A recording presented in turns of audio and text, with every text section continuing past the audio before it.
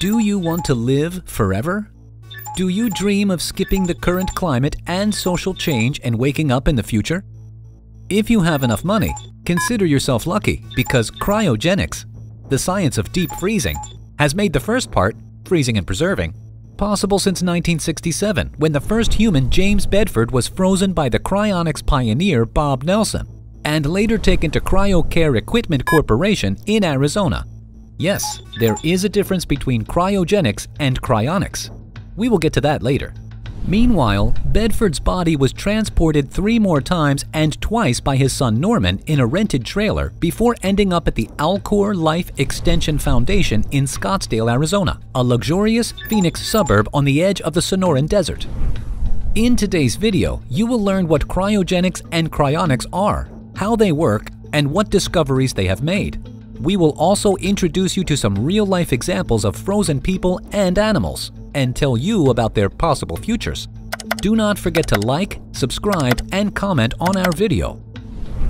James Bedford was a World War I veteran and psychology professor who traveled Africa and the Amazon in the mid-20th century. He had a passion for science, and when he read Robert Ettinger's The Prospect of Immortality, the first book on modern cryogenics published in 1962, he knew what he wanted to do after he died. Bedford was dying of kidney cancer, and in 1966 there was no cure for his condition. Therefore, at the age of 73, he decided to join the experiments of cryonics pioneer Bob Nelson and became the first frozen cadaver. Nelson was president of the Cryonics Society of California and worked as a television repairman.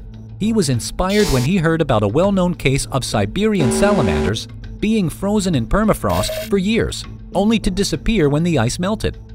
And so, Bedford provided $4,200 for a steel capsule and enough liquid nitrogen to keep his body at 328 degrees below freezing.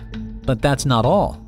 He also set aside $100,000 to donate to cryonics and cryogenics research. In his will, he wrote that his last wish was to have his body cryonically frozen after his death. But not everyone was excited about the new life-prolonging possibilities offered by this groundbreaking project. The wife of a doctor in whose home Bedford was temporarily stored on ice, in a wooden box, wasn't thrilled with the idea of having a dead body near her bedroom and threatened to call the police. Well, it was the 1960s, and people did crazy things. Thanks to the efforts of his widow, Ruby, and his son, Norman, Bedford's body was eventually turned over to the company. And that's where the real problems began. Ruby wanted the $100,000 he had earmarked as a donation and fought the company in court to contest his last will and testament. Fortunately, she lost the case, and the cryonics story continued. Norman took his father to CryoCare Equipment Corporation, run by Arizona wigmaker and real estate investor Ed Hope, where he was immersed in the cryocapsule tank, or Dewar tank, named after its inventor James Dewar, who was the first to liquefy hydrogen. In 1991, the Alcor team investigated his condition. They found him in a light blue sleeping bag tied to a rack with nylon rope and placed him in a bath of liquid nitrogen surrounded by polystyrene foam for examination. What they found was, quote, a well-developed, well-fed man who appears to be younger than his 73 years. He had some skin discoloration on his upper chest and neck, which had 2 large puncture marks. The Alcor's doctor wrote, I cannot describe the feeling of elation I had when I peeled back the sleeping bag that enclosed you and saw that you appeared intact and well cared for. Bedford's eyes were partially open and the corneas were chalky white from the ice. His right foot was crossed over his left. Given the length of Bedford's preservation, his overall condition was considered promising and the medical team was very pleased. After the examination, Bedford was wrapped in a new sleeping bag, immersed in liquid nitrogen, placed in an aluminum capsule, and finally placed in his new, larger Dewar. Let us now move on to the footnote, and we will come back to the other 189 frozen bodies later. Why is it that sometimes it is called cryogenics, and if you ask Wikipedia, it is the production and behavior of materials at very low temperatures, while other times you hear cryonics when talking about the same things? That's because cryonics is the freezing and storing of human remains at low temperatures in the speculative hope that resurrection may be possible in the future. Cryonics is viewed with skepticism by most scientists, and it is generally regarded as pseudoscience. Pseudoscience refers to statements, beliefs, or practices that claim to be both scientific and factual, but are incompatible with the scientific method. Both words, cryogenics and cryonics, come from the Greek word cryos, meaning frost. Cryogenics has its beginnings in 1877, the year when oxygen was first cooled to the point where it became liquid, 90 Kelvin, minus 183 degrees Celsius, minus 298 degrees Fahrenheit.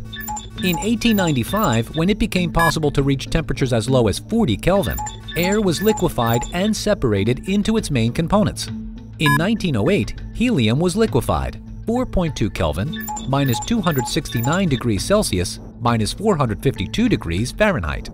3 years later, superconductivity was discovered, i.e. the property of many supercooled metals to lose all resistance to electricity. The new science made another advance during World War II when scientists found that metals frozen to low temperatures had greater wear resistance. In 1966, based on this theory of cryogenic hardening, the commercial cryogenic processing industry was established. Temperatures below 3 Kelvin, minus 270 degrees Celsius, minus 454 degrees Fahrenheit, are primarily used for laboratory work, especially to study the properties of helium.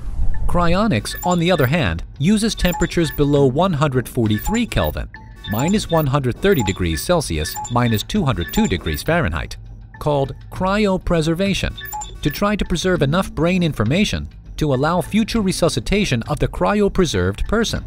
Cryonics hypothesizes that in the future, some kind of currently non-existent nanotechnology could help bring the dead back to life and treat the diseases from which they died. Cryonicists argue that as long as the brain structure remains intact, there is no fundamental obstacle to restoring the information content, according to our current understanding of the law of physics. Cryonics proponents go further than the mainstream consensus by saying that the brain does not need to be constantly active to survive or preserve memories. They say that a person can survive even in an inactive, severely damaged brain, provided that the original encoding of memory and personality can be adequately inferred theoretically and reconstructed from the remaining structures. Mind uploading has also come into play. What is this now?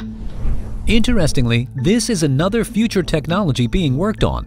Mind uploading, also known as whole brain emulation, WBE, is the theoretical futuristic process of scanning a physical structure of the brain with sufficient accuracy to create an emulation of the mental state, including long-term memory and the self, and transferring or copying it in digital form to a computer. The computer would then perform a simulation of the brain's information processing so that it would respond essentially like the original brain and experience having a sentient, conscious mind. Cryopreservation has long been used by medical laboratories to preserve animal cells, human embryos, and even some organized tissues for periods of up to 3 decades.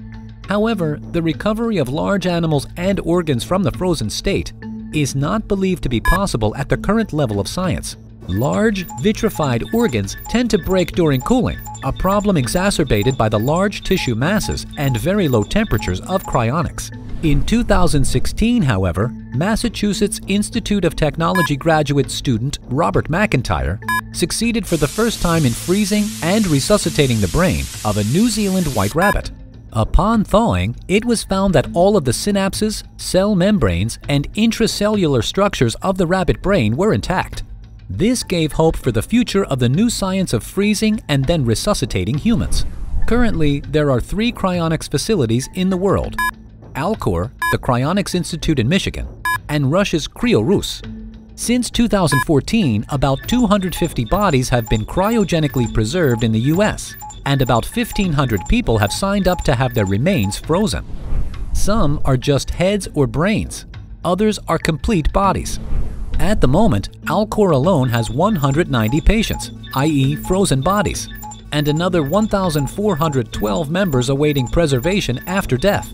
In January 2022, 93-year-old whole-body member A1107 was declared legally deceased in California, becoming Alcor's 190th patient.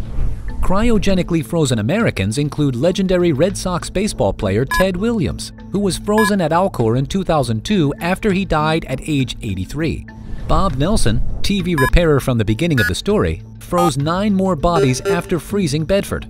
However, he ran into money problems, so he built a vault in a cemetery outside Los Angeles that could hold several containers of liquid nitrogen.